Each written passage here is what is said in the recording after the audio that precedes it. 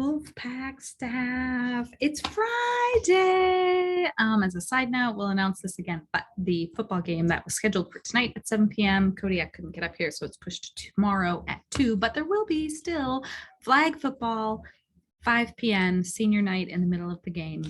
It should be very fun. Okay, I wanted to do a Friday weekend review again, follow-up kind of thing. So here we go. Number 1, please do not dismiss before the bell. That's just a reminder. Also, we're working really hard to make sure the tardy passes are up and running. So again, please don't let kids into your room after that final bell rings, which I never know when it is, but you probably know better. So there we go. All right, next, attendance issues. We know that we've had lots of attendance issues with kids. They have gotten so much better, but because they were so bad for a little while, it's been kids catching up, and it's been lots of stuff. Kids sick, having loss or deaths in their families, trauma, different things. Buses, like the buses has been a thing. Family emergencies have come up. Then of course there's the avoidance loop, but so we know attendance issues have been a thing. So we're gonna keep working and connecting with families and students to make sure that we can support them in whatever way we can for those attendance issues. Part of those attendance issues, and this came up in leadership team of adults mentioning this too, is all of the external stuff that is going on that is still impacting our lives here, right? Like there isn't like a separation, like I step in the door of school and I forget everything that's happening at home. That happens for us as adults, and that also happens for kids. So I just want to acknowledge that's happening for kids, that's happening for us. Lots of stuff going on. Next item. Wow, 6 classes again is a lot. I didn't know if when we did the quarter thing, we thought that would be such a hard transition back, but in a world of change, I think kids, and I know I've heard it from teachers too, are feeling like, 6 classes again, that's a lot all at once. And if you're a kid, that means you also have like the compounding situation of homework. So period 1 plus period 2 plus period 3 plus period 4 plus period 5 plus period 6. And, if you think all of that adding up, that can be a lot of homework on kids. And another aspect of that is that it then becomes this impact of grades, right? So there's the pressure of homework, and then there's the pressure of grades. Grades are really the biggest form of feedback often that kids get from teachers on, how am I doing? What can I do to improve? Parent contact. One thing I want to note, the end of the quarter, not over there, it's over here, is October 15th.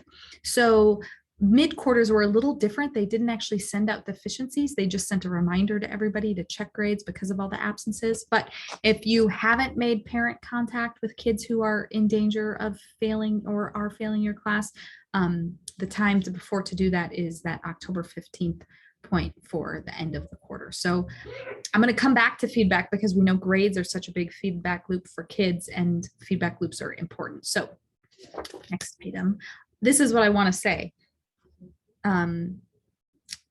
Grades, right? Grades, you are the professional. So for your class, for your content, for your, assessing what kids are learning, I want to remind you that you are the professional. And if you remember, I'm going to try to share my screen again because we've talked about this in different ways, shapes, or forms in PD. I know Dr. Wark talked about it, right? The difference between equity and equal, right? Like we don't need to search for equal. It doesn't need to be equal for every kid. We're seeking for equity. How do we make equity or find equity so that every kid gets what they need? So what does that look like for your class? Like, is that differentiation of assignments? Is that making accommodations or modifications for any kid? They don't have to just be served on an IEP or a 504.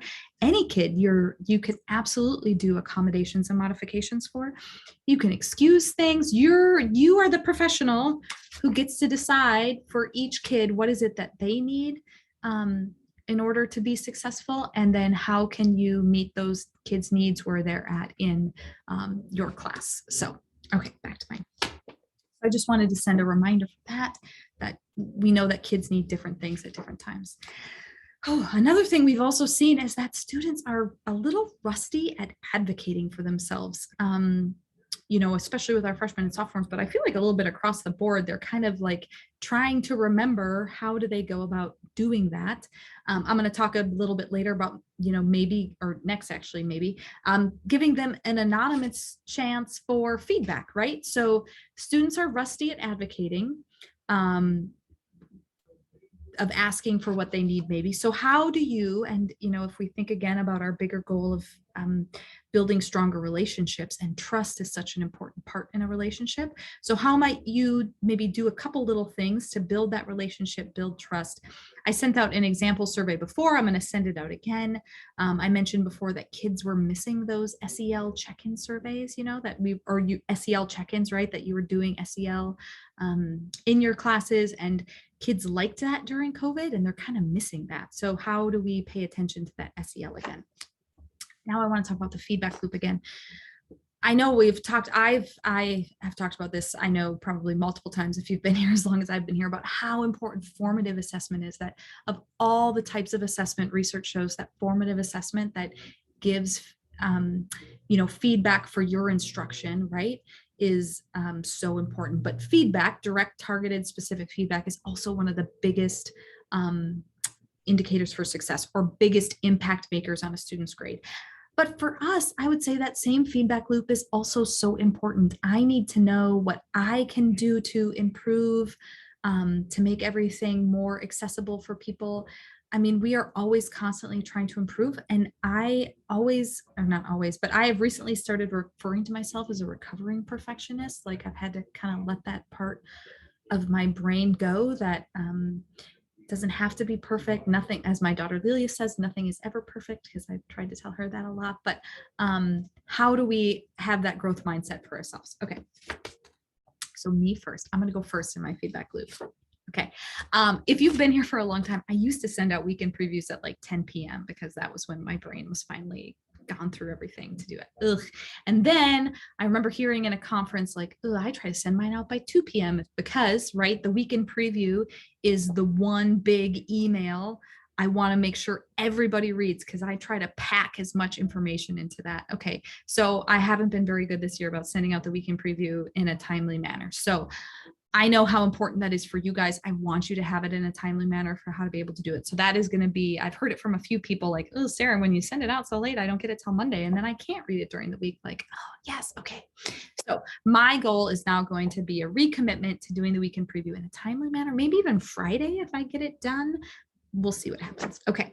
So my next question is, what's your thought bubble in the weekend preview, which I'm going to try to send out sooner than later. I'm going to ask, I'm going to send that survey. I'll share a video, right? Like, we talk about empathy and being able to empathize with where people are at, right? But also knowing what other people's thought bubbles are. What are those external factors that might be taking away their ability to focus on your class? So I'm going to send you a check-in survey. And then actually, I'm going to put the link under this video. Hopefully, if I get the YouTube video to click, we'll see how it works, or I'll send it in an email. But a check-in survey for you guys to do that you can make a copy of. I hope you can make a copy of, or I'll share it with you and you can make a copy to let us check in and see what we can do for you. And then this is my last call. 20 of you have said yes to the 4-credit class. I'm going to extend the registration or the signing up for the end of today, and then I'll send you the instructions for how to do it on UAA. FEA people, you're going to be doing the work anyway. So if you want the free credit, be sure to sign up for the free credit, because we will be doing this work in PLC anyway. Okay, that's the last thing I got, you guys. Happy Friday. I hope the snow doesn't make it, well, okay, it's September. It snowed. All right. Bye, guys.